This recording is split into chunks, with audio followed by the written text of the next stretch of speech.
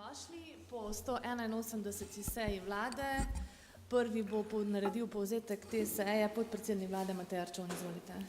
Hvala lepa, spoštovane in spoštovani, lepo pozdravljeni. No, sam začetek seje vlade je bil zelo spodbuden strani župana, veliko pohval na naše preteklo delo in na načrte, ki jih imamo tudi za naprej, za razvoj te regije. Mi smo na sami seji začeli z obravnavo postopkov zapiranja premogovnika Velenje, ki je kolega minister Novak predstavil dosedanja zelo zahtevna in naporna usklajevanja vseh deležnikov. Zapiranje je pomemben tudi za nadaljne postopke, ki jih bomo sprejemali na seji vlade. Pomemben je tako za zaposlene, hkrati za sindikate, ker je ta predlog zakona usklajen, in tudi seveda za obe lokalni skupnosti, kjer se premogovnik tudi nahaja.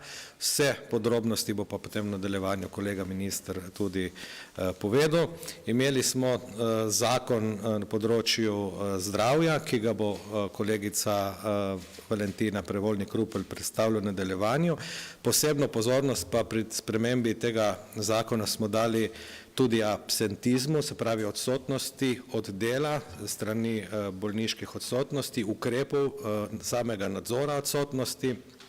Tako da v sodelovanju tudi z Zavodom za zdravstveno zavarovanje ta predlog zakona nastal in si želimo, da bi ta absentizem tudi s temi ukrepi, ki jih bo ministrica predstavila, tudi uspešno odpravili.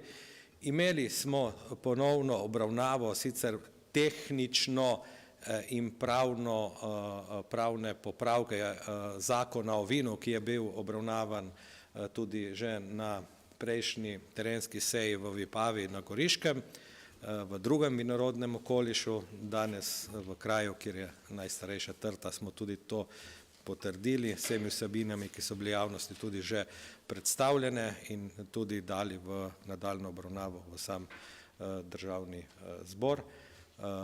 Kolega Jevšek je danes predstavil spremembo programa kohezijske politike.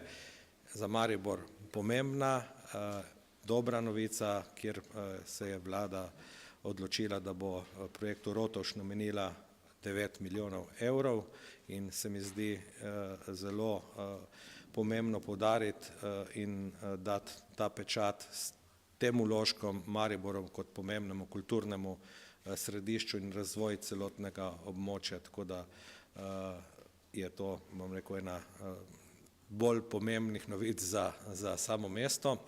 Minister bo same detajle spremembe tudi vam predstavil in kot zadnja točka smo, podpis pisma o nameri med Ministrstvom za javno upravo in občino Maribor glede menjave nepremičnin Tekstilnega inštituta in grada Račji Dvor,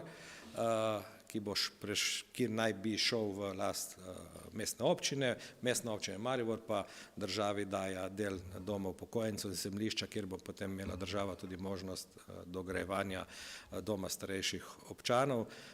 Seveda je to pismo o nameri, treba vse nepremičnine ovrednotiti, v skladu z zakonom jih tudi potem v nadaljnih postopkih tudi ustrezno speljati. Tako da pismo je, namera je vseh strani, tako občine kot države, da se to tudi razdeli in uredi, tako da bo imela možnost investicije država v svoj del, lokalna skupnost pa v svoj del. Hvala. Bo če kakšno vprašanje za podpredsednika vlade, ker ostali govorci še pride na vrsto? Ne? Hvala lepa. Hvala, lep dan. Zdaj pa vabim k besedi Jožeta Novaka, ministra za naravne vire in prostor, izvolite. Imate pomembno novico za Velenje, ne? Ja, jaz sem danes posebno točko dnevnega reda, to je predlog zakona o postopnem zapiranju premogovnika Velenje. Kot poznate zgodbo, je več let se pripravljal ta zakon in tudi program. Danes smo ga na vladi potrdili in se ga pošilja v državni zbor in predvidevamo, da ga bomo v tem času tega mandata tudi sprejeli. Danes sem prišel s posebno opremo. To je rudarska palica, kjer vodja vedno potolče po stropovih v starem času, ker je bila še nalogna tehnologija, da je varnost zagotovljen, kakšni okruški padejo dol. Sem bil pa častni skakalec čez kožo, to je njihov ritual, običaj, da me sprejmejo kot častnega rudarja tam in sem to doživel in smo se dogovorili, da ko bom ta zakon imel na vsej vlade, bom potolkel po mizi, da je to šlo. Ni bilo treba tolči, ampak smo se pa simbolno spomnili, bom rekel, tega dejanja. Kaj prinaša zakon? 20-letni program zapiranja rudnika. Najdlje se zapiranje lahko dela do leta 1945. Zakon ne ureja pridobivanje rude, ampak samo zapiranje. Samo pridobivanje rude je vezano na potrebe po premogu, zlasti v TEŠ, varnosti v rudniku in pa odvisno bo tudi od obsega delovne sile, ki ga prej primanjkuje, kot pa zmanjkuje. Kaj so ključne rešitve? Pravni okvir za postopno in nadzorovano zapiranje premogovnika ter na koncu redno likvidacijo. To je zadnji rudnik klasičnega tipa, ki ga zapiramo v Sloveniji. Za operativno izvajanje je pomembno to zapiranje, zaradi tega, ker bo vsakoletni podrobnejši program pripravljen in 20-letni program za same, bom rekel, operativne stvari. Socialni ukrepi so zelo pomembni. Je pomembno, da smo sprejeli več možnosti za predčasno poklicno in starostno upokojevanje rudarjev, odpravninami, dodatki in prekvalifikacijam, kadar se pač tako velik projekt zgodi. Kaj je ključno? Predčasna poklicna upokojitev je možna 5 let pred izpolnjevanjem pogojev oziroma 7 let za invalide, ker se je težko prerazporediti na druga delovna. Možen je tudi dokup oziroma splošno starostno upokojevanje. Starostna pokojnina je brez malusa, se pravi pogoj je 55 let starosti, 20 let delovne dobe, pravica je tudi napisana za odpravnino 2/3 osnovne vsakoletne plače, brez omejitve in pa nekatere druge stvari. Mi smo ta zakon usklajevali v stroki, usklajevali smo ga z vodstvom rudnika, usklajevali smo ga s sindikati. In to je ključno, da smo prišli do usklajenega zakona, bom rekel, na tem delu in se prav zahvalim vsem sodelujočim v tem procesu, bil je težak, vztrajen in smo prišli tudi do konca. Socialni dialog se je dobro iztekel.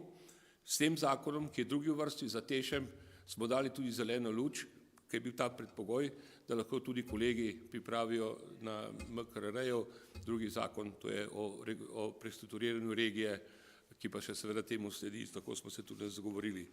Drugače pa bil sem 2 dni v regiji, jaz sem že včeraj bil na ptujskem delu, kjer smo se veliko pogovorili in pripravili izhodišča za nadaljnje urejanje Drave od Maribora navzdol, zaradi tega, da zagotovimo večjo poplavno varnost, da se pripravimo na forminsko prenovo hidroelektrarne in kanala na tistem mestu, kar bomo naprej se dobili še v prihodnjem letu naprej. Pogovorili smo se o sredstvih obnove, ki še jih kolege na občini čakajo, spodbudil sem še zadnje zaključke na tem delu, ter dogovorili smo se tudi o dobri pripravi in nadaljevanju dela na kohezijskih in drugih projektih, kjer bi lahko naprej postavljali. Kasneje pa z ministrom Jevškom greva tudi pogledati, kako teče prenova Rotovža in danes bo dal informacijo tudi o tem, da so zagotovljena druga sredstva in bova z veseljem tudi to naznanila, da bo Maribor dobil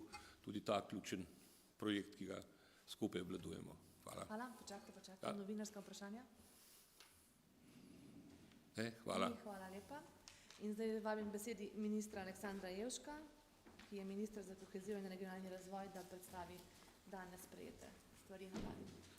Na današnji seji vlade so bile sprejete spremembe programa Evropske kohezijske politike za obdobje 2021-2027.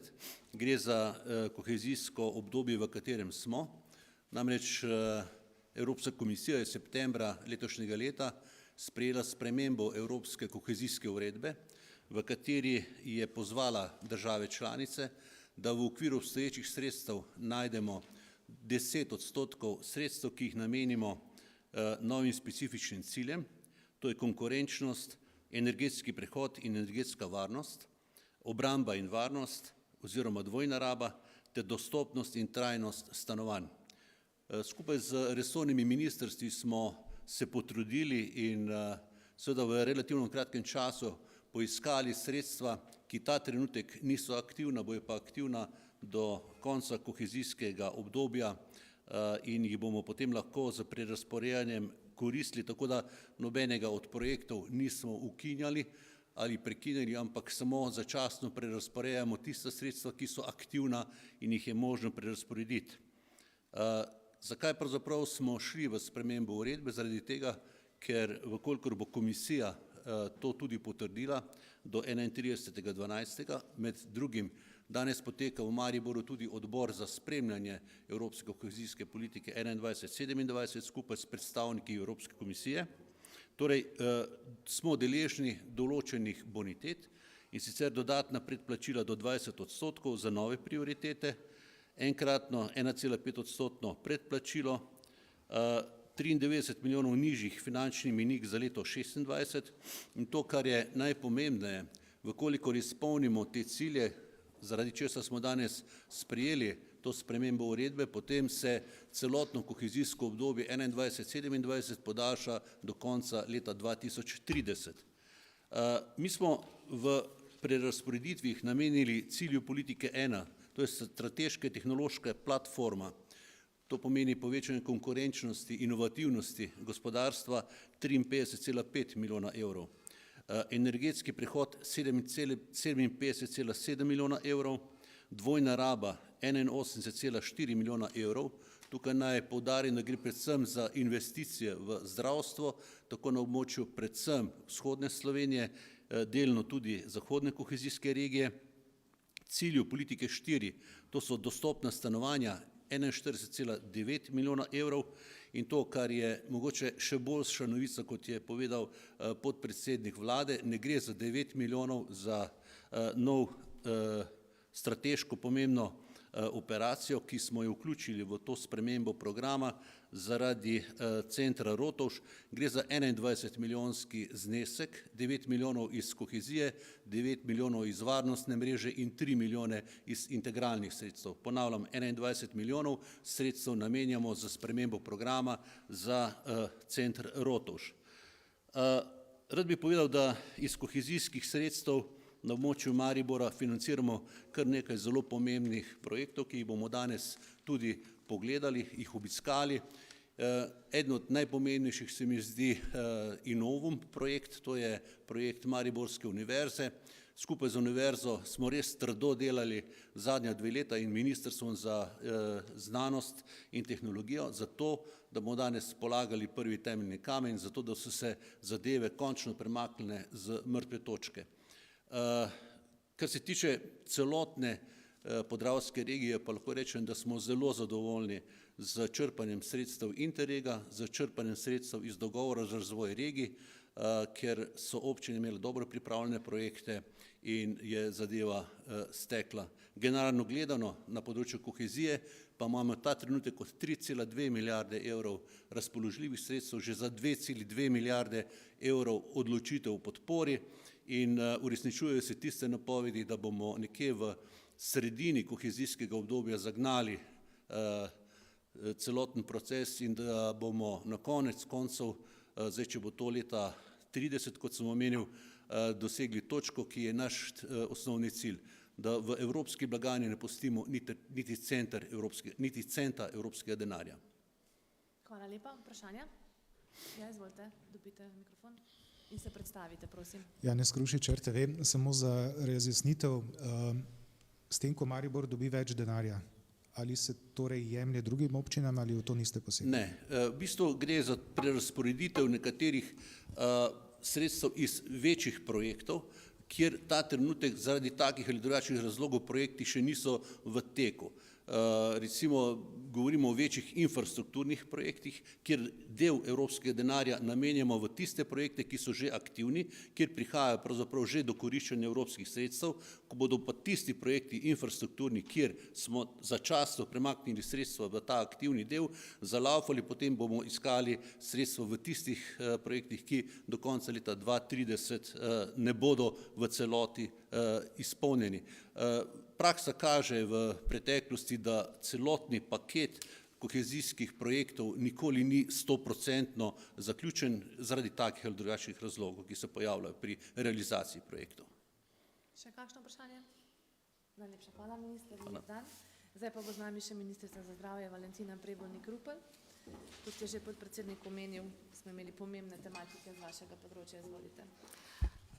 Ja, najlepša hvala. Se pravi, vlada je danes obravnavala dva predloga zakona s področja zdravstva. Prvi je predlog zakona o dodatnih interventnih ukrepih na področju zdravstva, drugi pa je predlog zakona o zdravstveni negi in babištvu. Predlog zakona o zdravstveni negi in babištvu je sistemski zakon, ki sistemsko ureja področje, ki do sedaj z zakonom še ni bilo urejeno, z enim samim zakonom sistemskim, zato bo ta zakon še poslan na ekonomsko-socialni svet, kjer bo obravnavan. Sicer pa bomo tudi zakon o dodatnih interventnih ukrepih na področju zdravja predstavili tudi tega ekonomsko-socialnemu svetu. Zdaj, predlog zakona o dodatnih interventnih ukrepih na področju zdravstva prinaša številne rešitve na večjih področjih. Želela bi povedati nekaj najpomembnejših. Kot prvo, zakon uvaja določene ukrepe za obvladovanje absentizma. Veste, da je absentizem velik problem v Sloveniji, zahteva visoka finančna sredstva in tudi po številu dni odsotnosti zaradi bolezni, odsotnosti z dela zaradi bolezni smo nekje med prvimi državami v Evropi. Se pravi, zakon, torej ti ukrepi, ki jih interventni zakon prinaša, ureja prvič laični nadzor na zakonski ravni. Zavod za zdravstveno zavarovanje že sedaj izvaja laični nadzor, ki pa ni urejen na zakonski ravni, sedaj je. Ureja določitev režima gibanja, s katerim bosta seznanjena tako zavarovanec, se pravi tako pacient, kot tudi delodajalec. Ureja možnost odvzema nadomestila v primeru zlorabe bolniškega staleža, kar seveda krepi odgovornost zavarovancev pri uveljavljanju pravice do nadomestila plače zaradi odsotnosti z dela zaradi bolezni. Kot drugo, kar je pomemben ukrep, interventni zakon predvideva zagotovitev dodatnih sredstev za bolnišnice s kumulativnimi izgubami, ki so nastale predvsem zaradi dolgoletnega neustreznega vrednotenja bolnišničnih obravnav. Veste, da je situacija takšna, da smo s 1.1.2026 uvedli nov sistem, nove skupine primerljivih primerov oziroma nove uteži za posamezne obravnave v akutni bolnišnični obravnavi, ki so drugače vrednotene, ampak seveda pa je bila akutna obravnava že kar nekaj časa, že nekaj let, ko ta sistem ni bil prenovljen, ni odražala dejanskih oziroma realnih stroškov bolnišničnih obravnav. S tem ukrepom se tako zagotovijo sredstva, da lahko bolnišnice poravnajo neplačane obveznosti oziroma odplačajo posojila, ki so jih nekatere bolnišnice najele pri zakladnici. Tako da so lahko tekoče poslovale. S tem bomo seveda dosegli stabilnejše poslovanje javnih zdravstvenih zavodov, hkrati pa bomo ohranili ustrezno dostopnost pacientov do zdravstvenih storitev in kakovost zdravstvene oskrbe za prebivalce. Predlog zakona dopušča dodatno možnost sklepanja pogodb o medsebojnem sodelovanju med izvajalcem zdravstvene dejavnosti v javni zdravstveni mreži in zasebnim izvajalcem zdravstvene dejavnosti, če gre za zobotehnika, ortotika, protetika ali optika in optometrijo za največ 12 mesecev. Z zakonom urejamo tudi vir financiranja mentorskega dodatka iz proračuna, ki je bil že dolga leta neurejen, ki je zaposlenim seveda že danes pripada in je tudi zapisan v kolektivni pogodbi, vendar vir financiranja tega mentorskega dodatka ni bil urejen. Za ureditev stanja na področju urgentne medicine zakon uvaja finančno spodbudo za izbiro te specializacije. Verjamem, da bomo s tem ukrepom in tudi drugimi ukrepi, ki smo jih sprejeli v drugih predlogih zakonov, recimo predlog zakona o zdravniški službi, ki predvideva, da se lahko specialist urgentne medicine po 15 letih ohrani delovno mesto oziroma plačni razred ter prične se specializacijo iz družinske medicine. Verjamem, da bomo torej vsemi temi ukrepi povečali zanimanje za to specializacijo in vpis. Veste, da je bil na jesenskem razpisu za specializacije iz urgentne medicine prijavljen samo en kandidat. Podaljšujemo tudi nekatere ukrepe iz prejšnjih preteklih interventnih zakonov, ki so se izkazali za učinkovite. To je na primer prenos nekaterih kompetenc iz izbranega osebnega zdravnika na sestre ali pa enotna stopnja znanja slovenskega jezika, ki je B2 za tuje delavce, in pa tudi uvajamo stopnjo slovenskega jezika B1 za bolničarja negovalca. Hvala lepa, ministrica. Vprašanja? Izvolite. Ja. Mogoče pa kar RTV. Hvala lepa, Janez Krušič, RTV. Malo več vprašanj pa bi jih mogoče rajši v sklope dal. Prvo je, torej, če lahko kaj konkretno torej uvajate na področju nadzora bolniških odsotnosti, zakaj ste povedali in kako bo to razbremenilo zdravstveno blagajno ter kaj se zgodi ob kršitvi, če je to kakšna višina glob ali kako ste si to zamislili? Se pravi, na absentizmu sem že nekaj povedala. Na področju absentizma veste, da smo imeli pripravljene kratkoročne, srednjeročne in dolgoročne ukrepe. Nekateri so takšni, ki niso potrebovali zakonske spremembe in jih lahko Zavod za zdravstveno zavarovanje uvede sam. Tu uvajamo tiste, ki potrebujejo zakonske spremembe. To je predvsem, da uzakonimo laični nadzor. Če pride do določene kršitve, so potem navedene tudi v zakonu tudi globe in pač tudi odvzem nadomestila v primeru, da se to bolniško nadomestilo ugotovi kršitev. Potem kot drugo je, da se določa režim gibanja. Se pravi, zdravnik predpiše zavarovancu ob določeni bolezni, kakšen režim, kakšne aktivnosti so najboljše za to, da on okreva. Vkolikor se ugotovi pri nadzoru kršitev teh določil, spet sledi pač ustrezna globa oziroma sankcija, ki je zapisana v zakonu. Potem se z interventnim zakonom v predlogu predlaga tudi, da se ne sme med bolniškim staležem opravljati pridobitna dejavnost. Ja, mislim, da je to. V teh nadzornikih laičnih ste sicer že povedali, morda še na kratko, koliko jih boste zaposlili. Potem sami ste rekli, da so bolniške velika težava, torej če jih beležite več, vsaj približno koliko je tega. In pa še eno vprašanje, zakaj dodatek 1000 evrov bruto specializantom urgentne medicine? Kaj želite s tem doseči? Se pravi, laični nadzorniki so zaposleni na ZZZS-ju, so zaposleni že sedaj. Mislim, da jih je tudi v preteklem letu direktor zaposlil nekaj dodatnih, verjetno pa bodo še potrebni, odvisno od tega, koliko se bo direktor odločil, da bo ta laični nadzor okrepil. Vem, da je v letu 2025 plan laičnih nadzorov že bil dosežen, se mi zdi, meseca oktobra, tako da so bili ti laični nadzori že izvedeni.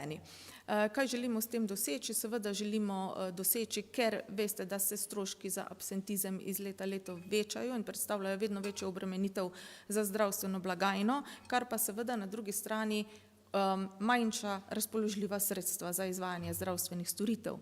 Kaj želimo s tem doseči? Z vsemi temi ukrepi želimo doseči, da se preprečijo zlorabe bolniškega staleža.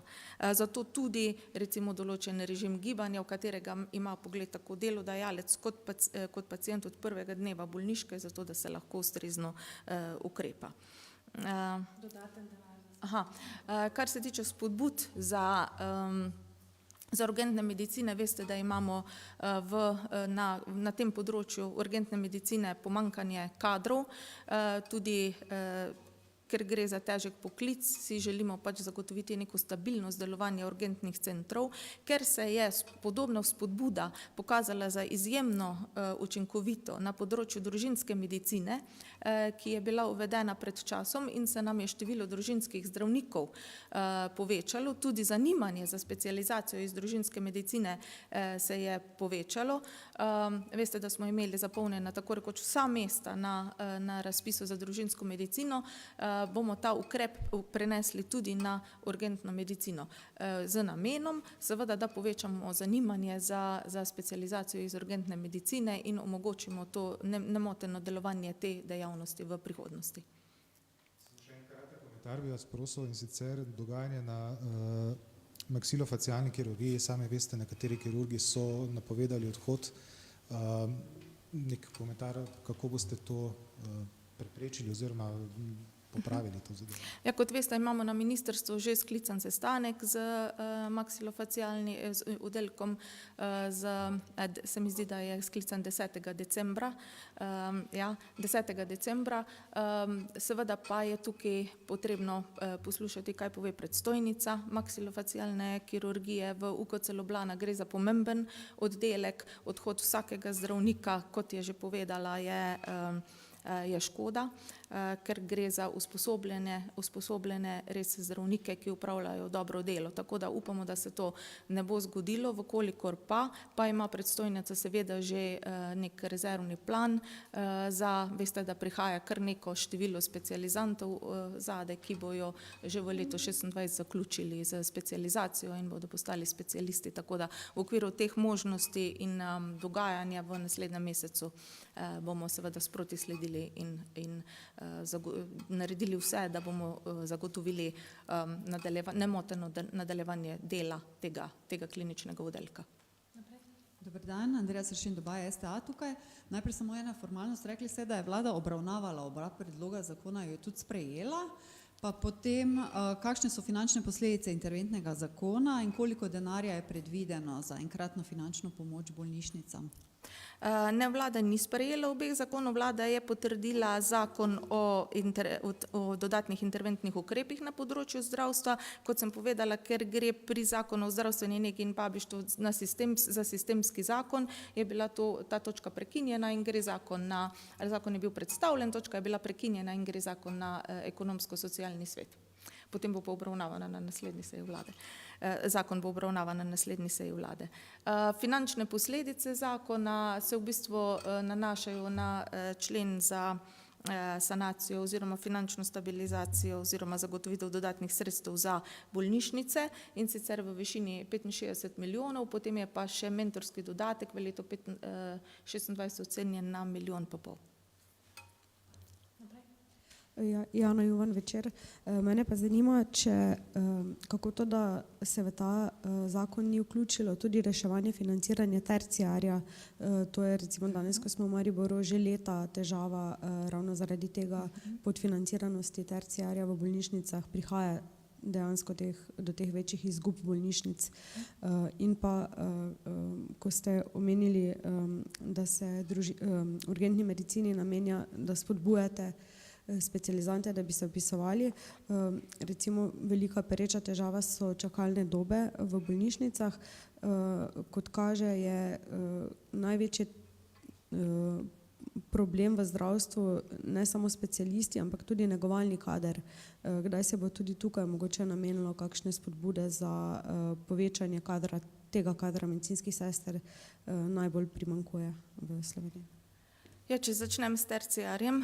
Terciar veste, da je razdeljen na dva dela, terciar 1, terciar 2.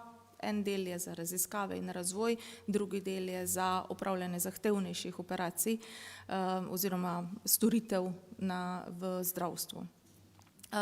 Financiranje terciarja je bolj pavšalno ocenjeno že od začetka Slovenije, se pravi že veliko let. A ne. In nikoli se ni točno izračunalo, koliko je tista dodana vrednost storitev. In tem je problem celotnega financiranja terciarja. Ker še nikoli ni bila narejena neka študija, kako to urediti, smo se dogovorili in to študijo dali izdelati v začetku leta 2025 in smo prvi na OECD in smo z njihove strani to študijo, prvi osnutek tudi ravno kar dobili, tako da ga bomo pregledali njihove predloge.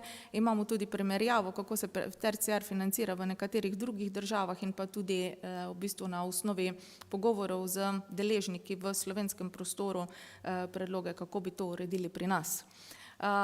Ko bomo to uskladili in bomo videli, kaj je v bistvu pravi način, na katerega je potrebno financirati terciar, ker zdaj niti ne vemo, a je financiranje terciarja podvrednoteno, prevrednoteno, ravno prav, kako so razlike po bolnišnicah, pravzaprav ne vemo. Gre za nek bolj pavšalni znesek oziroma dodatek na izvajanje najzahtevnejših storitev. Ko bomo to ugotovili, bomo seveda celoten sistem terciara prenovili. Glede na to, da smo prvi osnutek študije ravno kar dobili, pa je zdaj že konec novembra, ne bo letos. Se mislim, da imaš neko vprašanje pomaga. Ja, kaj že? Aha, tako. Se pravi, ravno zaradi tega, ker se zavedamo, kakšne so težave s kadrom, tudi z negovalnim kadrom, je bil danes obravnavan zakon o zdravstveni negi in babištvu. Ta zakon prinaša številne rešitve tudi na tem področju, da zagotovi boljšo karierno pot, da zagotovi specializacije, vendar o podrobnejši vsebini, dokler vlada tega zakona ne obravnava, dokler ni obravnava na ESS-ju, kjer se lahko rešitve še spremenijo, ne bi želela komentirati. Seveda pa gre vse v to smer, da tudi na tem področju nekaj naredimo.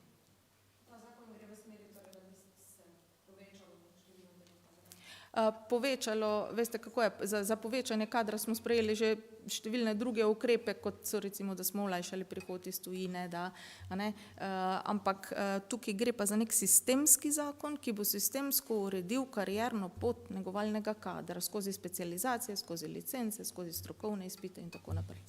Še kakšno vprašanje? Če ne, ne. Hvala, se zahvaljujem za novinarsko konferenco in nasvidenje. Hvala.